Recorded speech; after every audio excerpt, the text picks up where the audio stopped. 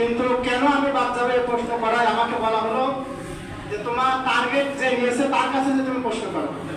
আমি তার কাছে যে প্রশ্ন করাই, সে কোনো প্রশ্নের উত্তর আজ পর্যন্ত আমাকে দিতে পারেনি।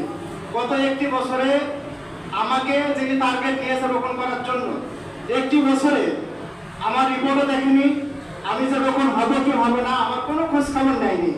মাঝে মাঝে আমাকে দাওয়াত দেওয়া হয় হঠাৎ করে, যেমন ভোরবেলা দাওয়াত দেওয়া হয় 7টার সময় আমার নার্সিং, আমি কিভাবে সেখানে যাবো বা কিভাবে আমার প্রস্তুতির দরকার আছে বা প্রয়োজন আছে, এরকমগুলো করা হয়। আসলে আজকে বলা হয়েছে হারানো মালিক সমাবেশ, কিন্তু আসলে সবাই তো হারাই যায় না, অনেকটা হয়তো বা হারিয়েও দেওয়া হয়।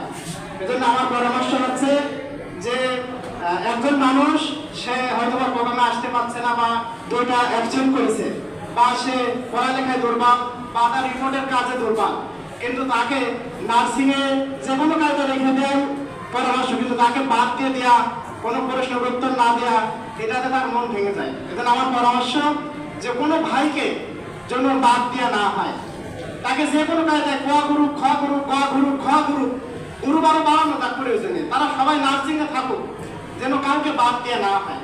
এই পরামর্শ আমি আজকে আপনাদের কাছে রাখছি। আসসালামু আলাইকুম ওয়া রাহমাতুল্লাহ।